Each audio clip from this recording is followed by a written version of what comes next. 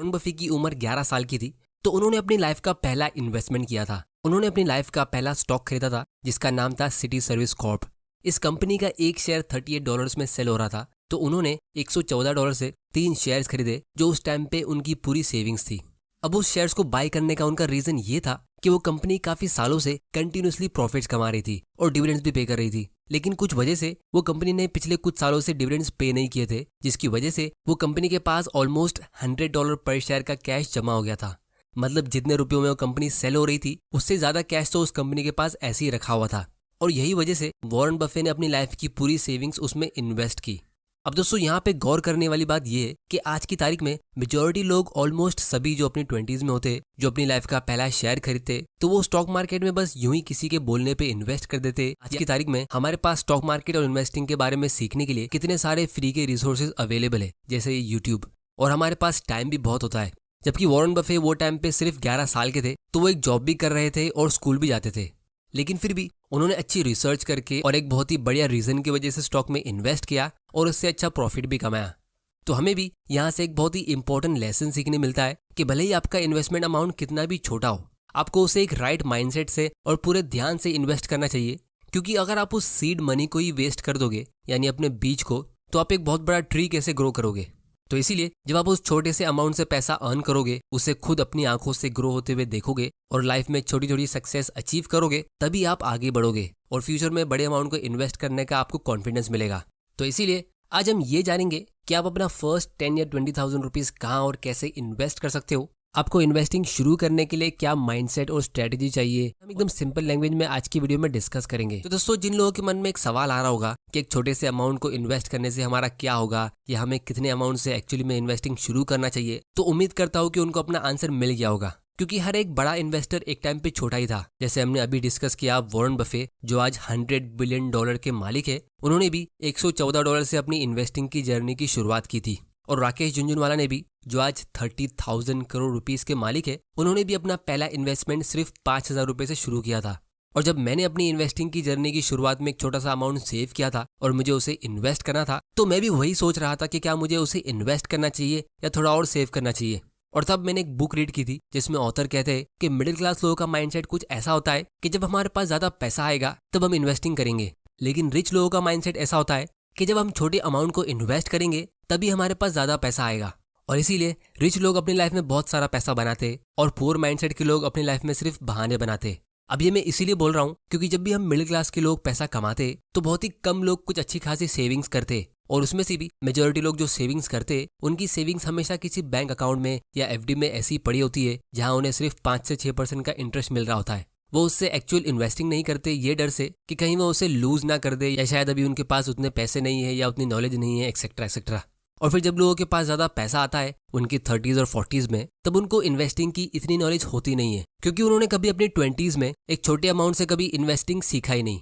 तो आज अगर आपके पास सिर्फ एक छोटा अमाउंट है तो आप उसे एक अपॉर्चुनिटी की तरह ले सकते हो कि आपको इससे इन्वेस्टिंग सीखने मिल रहा है। क्योंकि अक्सर जब लोग अपनी 30s और 40s में पहुंचते और जब उनकी रिस्पॉन्सिबिलिटीज बढ़ जाती है तो तब वो कम रिस्क लेने के लायक होते, क्योंकि उनको बहुत सारे एक्सपेंसेस कवर करने। तो घुमा फिरा के वो लोग सिर्फ वही एफडी और सेविंग्स प्लान में पैसा लगा देते, जिससे उनको बहुत ही कम प्रॉफिट मिलता है, और अच्छी खासी सेविंग्स करने के बाद भी वो लाइफ टाइम काम करते रह जाते, क्योंकि महंगाई तो हमेशा बढ़ती रहती है। तो अगर आपके बैंक अकाउंट में एक छोटा सा अमाउंट भी है, जैसे 10,000 रुपीज, जिसकी आपको जरूरत नहीं है, तो आपको उसे फौरन काम पे लगा देना चाहिए, ताकि वो भी और ज्यादा मेहनत करता रहे, और सबसे इंपॉर्टेंट, आप फाइनेंशियल फ्रीडम की जर्नी की शुरुआत कर लोगे। अब दोस्तों, जब आपने ये डिसाइड कर लिया कि आपके पास जो एक्स्ट्रा फंड्स है आप उसे इन्वेस्ट करोगे, तो सवाल ये उठता है कि आप उसको एक्चुअली में इन्वेस्ट करोगे कहाँ। क्योंकि अब हमारे पास इन्वेस्ट करने के लिए बहुत सारे ऑप्शंस हो गए। रियल एस्टेट, गोल्ड और एफडी, ये सब पुराने ऑप्शंस तो थे ही, अब हमारे पास क्रिप्टो करेंसीज भी आ गई है। और अगर हम स्टॉक मार्केट की बात करें तो इस स्टॉक मार्केट में ही आपको अलग अलग तरह की एडवाइस मिलेगी। कोई आपको कहेगा कि आपको ग्रोथ स्टॉक में इन्वेस्ट करना चाहिए, कोई कहेगा आईपीओज में, कोई कहेगा आपको ब्लू चिप और बड़ी कंपनीज में पैसा इन्वेस्ट करना चाहिए, लेकिन फिर कोई कहेगा अरे ब्लू चिप कंपनीज तो बहुत ज्यादा ओवर वैल्यूड है, तो आप म्यूचुअल फंड में पैसा लगा दो। फिर कुछ लोग कहेंगे कि अरे म्यूचुअल फंड में तो वही बड़ी कंपनीज होती है, तो आखिर हम इन्वेस्ट करें कहाँ। तो दोस्तों, इसका मैं आप लोगों को एक बहुत ही सिंपल आंसर देता हूँ। रियल एस्टेट में आप इन्वेस्ट नहीं कर सकते, क्योंकि उसमें एक बड़ा अमाउंट चाहिए होता है, और लोन लेके प्रॉपर्टी खरीदना मैं किसी को भी रेकमेंड नहीं करता हूँ, क्योंकि उसका एक बहुत ही बड़ा नेगेटिव इफेक्ट होता है जब आप कंपाउंडिंग के खिलाफ जाते हो। इसको हम एक सेपरेट वीडियो में डिटेल में डिस्कस करेंगे। फिर जहां बात आती है गोल्ड की, तो गोल्ड का लॉन्ग टर्म रिटर्न इतना खास नहीं होता है। गोल्ड आपकी वेल्थ को सिर्फ इन्फ्लेशन से बचाता है, उसे ग्रो नहीं करता है। और जितनी भी पॉलिसीज होती है जैसे यूलिप, गारंटीड इनकम प्लान या पीपीएफ, ये सब में आपको हमेशा 10% या उसके आसपास का ही रिटर्न मिलेगा। लेकिन स्टॉक मार्केट से आपको 10% से अच्छा रिटर्न काफी आसानी से मिल सकता है और हर एक एक्स्ट्रा परसेंटेज पॉइंट पे आपकी वेल्थ लॉन्ग टर्म में बहुत ज्यादा स्पीड में ग्रो होगी। जैसे अगर आप किसी स्टॉक से 10% का रिटर्न कमाते हो तो आपका 1 लाख रुपया 20 साल में 6.7 लाख रुपीस में ग्रो होता है। और अगर आपको 15% का रिटर्न मिलता है तो आपका इन्वेस्टमेंट 16 लाख में ग्रो होता है। लेकिन अगर आप किसी स्टॉक से 20% का रिटर्न कमाते हो तो वही 1 लाख रुपया 20 साल में 38 लाख में ग्रो होता है। अब कुछ लोग कहेंगे कि ये 20% का रिटर्न कमाना स्टॉक मार्केट में बहुत ही मुश्किल होता है, इतना रिटर्न हम नॉर्मल लोग कैसे कमा सकते हैं। लेकिन दोस्तों, अगर आप स्टॉक मार्केट में बेसिक कॉमन सेंस और डिसिप्लिन के साथ इन्वेस्ट करते हो तो अगर आपके पास स्टॉक मार्केट की कुछ खास नॉलेज नहीं भी है तो भी आप ये 20% का रिटर्न बहुत ही आसानी से कमा सकते हो। इसका मैं आप लोगों को एक रियल एग्जाम्पल देता हूँ। तो जब भी हम रियल एस्टेट में इन्वेस्ट करते या एक अच्छे अमाउंट का गोल्ड खरीदते तो हम हमेशा लॉन्ग टर्म सोचते, और फिर जब हम उसे खरीद लेंगे तो हम अपनी प्रॉपर्टी को 1-2 साल में बेचते नहीं है। हम ऐसा बहुत ही रेयरली सुनते कि हमारे किसी रिलेटिव ने 50 लाख रुपए की कोई प्रॉपर्टी खरीदी और फिर 2 साल बाद 5 लाख रुपए का प्रॉफिट कमा के उसे सेल कर दिया। लेकिन जब बात आती है स्टॉक मार्केट की तो यहाँ पे लोग किसी स्टॉक को 2-3 साल के लिए भी ईमानदारी से होल्ड नहीं करते, 10-20 साल तो बहुत दूर की बात होती है। तो इसीलिए यहाँ पे आपको ये डिसाइड करना है कि आपको अगर स्टॉक मार्केट में इन्वेस्ट करना है तो कितने टाइम के लिए। और अगर आप अच्छी क्वालिटी के ग्रोथ स्टॉक को लॉन्ग टर्म के लिए होल्ड करते हो तो आप उससे कोई भी प्रॉपर्टी के मुकाबले काफी अच्छा रिटर्न कमा सकते हो। तो इसीलिए स्टॉक मार्केट में इन्वेस्ट करने का सबसे बड़ा बेनिफिट ये है कि यहाँ पे आप एक छोटे अमाउंट से भी इन्वेस्टिंग शुरू कर सकते हो और उस पे आप एक अच्छा रिटर्न भी कमा सकते हो जो दूसरे इन्वेस्टमेंट्स में पॉसिबल नहीं है। तो इसीलिए आपको अपनी 20s और 30s में भले ही आपके पास एक छोटा अमाउंट भी क्यों ना हो, जैसे 5 या 10,000 रुपीज, उसे आपको अच्छी क्वालिटी के ग्रोथ स्टॉक या म्यूचुअल फंड में इन्वेस्ट करना चाहिए, क्योंकि आपके पास टाइम होता है कंपाउंडिंग के पावर को यूज करने के लिए। और फिर अपना टाइम आपको अपने करियर में यानी जॉब और बिजनेस में इन्वेस्ट करना चाहिए ताकि आप ज्यादा से ज्यादा एक्टिव इनकम अर्न कर सको। और फ्यूचर में जब आपकी अच्छी खासी वेल्थ क्रिएट हो जाएगी तब आप डाइवर्सिफाई कर सकते हो रियल एस्टेट, गोल्ड और दूसरी जगह पे। तो दोस्तों, यहाँ तक उम्मीद करता हूँ कि आपको एक राइट माइंडसेट और स्ट्रेटेजी मिल गई होगी कि आपको अपना पहला इन्वेस्टमेंट कहाँ और किस तरह करना चाहिए। अब हम ये समझते हैं कि आपको कौन से टाइप के स्टॉक्स पे फोकस करना चाहिए और मैं आप लोगों को कुछ टिप्स देता हूँ जिसे आप अगर फॉलो करोगे तो आप अपना लाखों का फायदा कर सकते हो। तो अब हम ये समझते हैं कि आपको स्टॉक्स में कैसे इन्वेस्ट करना चाहिए। तो उसके लिए हम टिकर टिप पे आते हैं, जो एक स्टॉक स्क्रीनर है। यहाँ से आपको इंडिया की ऑलमोस्ट सारी स्टॉक्स की डिटेल्स मिल जाएगी एक ही जगह पे। इसकी लिंक नीचे डिस्क्रिप्शन में, आप वहां जाके इसे चेक कर सकते हो। और अगर आपको स्टॉक्स खरीदने के लिए एक इन्वेस्टमेंट अकाउंट ओपन करना है तो उसकी लिंक भी आपको नीचे डिस्क्रिप्शन में मिल जाएगी। तो जब हम इस स्टॉक स्क्रीनर पे आएंगे तो आपको यहाँ पे हजारों स्टॉक्स की लिस्ट मिलेगी। अब इनमें से हम कौन से स्टॉक्स चुने ये पता लगाना बहुत लोगों के लिए मुश्किल होता है। तो इसीलिए हमें ये समझना होगा कि हमें किस टाइप के स्टॉक्स को बिल्कुल अवॉइड करना चाहिए, क्योंकि इसमें से आधे से ज्यादा स्टॉक्स ऐसे हैं जिनकी तरफ आपको देखना भी नहीं चाहिए, क्योंकि उसमें पैसे लूज होने के चांस बहुत ज्यादा होते हैं। जैसे सबसे पहले टाइप के स्टॉक्स है साइक्लिकल स्टॉक्स, यानी ऐसी कंपनीज जिनका परफॉर्मेंस अगर आप एक लॉन्ग टर्म ग्राफ में देखोगे तो वो एक साइकिल की तरह होता है। मतलब जब इकोनॉमी अच्छा करती है तो उनका स्टॉक प्राइस बहुत ऊपर जाता है, लेकिन जब मार्केट कंडीशन खराब होती है तो ये उतना ही नीचे आते हैं। जैसे यहाँ पे रियल एस्टेट सेक्टर हो गया, या इंडस्ट्रियल कंपनीज हो गई, या फिर कंज्यूमर डिस्क्रिशनरी में एयरलाइंस और ऑटोमोबाइल कंपनीज। स्टॉक्स में आपकी बाइंग और सेलिंग की टाइमिंग बहुत ज्यादा इंपॉर्टेंट होती है, और इस टाइमिंग के खेल में जिस तरह आपको बिहेव करना चाहिए बिगिनर्स हमेशा उसका एग्जैक्ट ऑपोजिट करते हैं और अपने पैसे गंवाते हैं। क्योंकि जब पूरी दुनिया ग्रीडी होती है तो आपको मार्केट क्रैश के बारे में डरना चाहिए, और जब मार्केट क्रैश के बीच पूरी दुनिया डर रही होती है तब आपको ग्रीडी होना रहता है। लेकिन न्यू इन्वेस्टर्स को ये बात जल्दी समझ नहीं आती है। तो इसीलिए अपनी स्टॉक मार्केट की जर्नी में शुरुआत के कुछ सालों तक आप ऐसे स्टॉक्स को अवॉइड करो और पहले मार्केट साइकिल को समझने की कोशिश करो।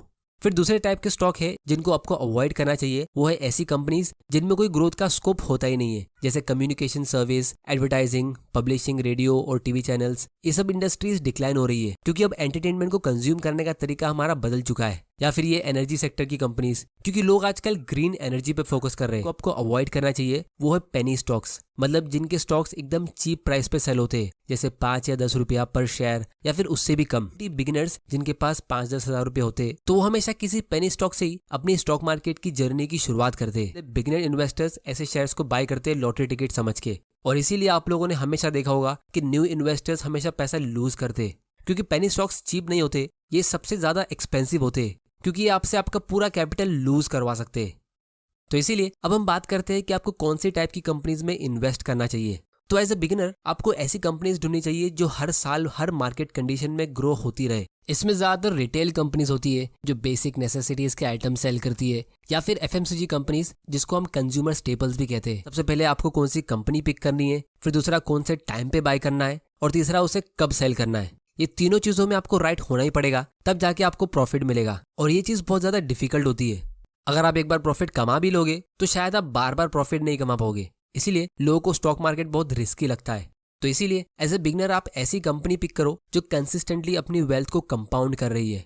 जैसे अगर हम पिडिलाइट कंपनी की बात करें तो आपको इसका स्टॉक प्राइस भी एकदम कंसिस्टेंटली ग्रो होते हुए दिखेगा, क्योंकि इनका सेल्स और प्रॉफिट बिल्कुल वैसा ही कंसिस्टेंटली इंक्रीज हो रहा है, जिसकी वजह से इसकी इंट्रिंसिक वैल्यू बढ़ती जा रही है। तो ऐसी कंपनीज में आपकी एंट्री की टाइमिंग इतनी ज्यादा जरूरी नहीं होगी। अगर आप बुल मार्केट के टाइम भी इनमें इन्वेस्ट करते हो और थोड़ा सा ओवर पे करते हो, मतलब जैसे ही आपको मंथली सैलरी मिलती है तो आप कुछ हजार रुपया सिस्टमेटिकली इनमें लॉन्ग टर्म के लिए इन्वेस्ट करते रहते हो, तो बहुत ज्यादा चांसेस है कि आप लॉन्ग टर्म में प्रॉफिट कमाओगे ही, और अच्छा खासा प्रॉफिट कमा लोगे। क्योंकि यहाँ पे आपको तीन चीजों में राइट होने की जरूरत नहीं होगी कि आपको कौन सा स्टॉक बाय करना है, उसे कब बाय करना है और फिर उसे कब सेल करना है। आपको बस अच्छी कंपनी ढूंढनी है और उसमें हर महीने थोड़ा बहुत इन्वेस्टमेंट करते रहना है, जिससे लॉन्ग टर्म में आपके पास अच्छी खासी वेल्थ होगी।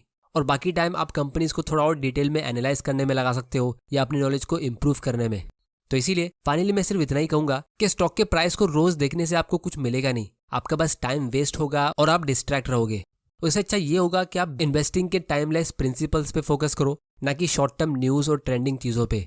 तो टाइम वैल्यू ऑफ मनी क्या होता है, कॉम्पिटिटिव स्ट्रेटेजीज कैसी होती है, कंपनी के अकाउंट्स को हम कैसे रीड कर सकते हैं और कंपनी का वैल्यूएशन हम कैसे करते हैं, इन सब चीजों के बारे में आपको सीखना चाहिए। क्योंकि ये सब चीजें ऐसी है जिसे जान के आप एक अच्छे इन्वेस्टर तो बनोगे ही, लेकिन साथ में जब आप फ्यूचर में कभी बिजनेस स्टार्ट करते हो तो ये सब लेसन्स आपको उसमें भी काम आएंगे।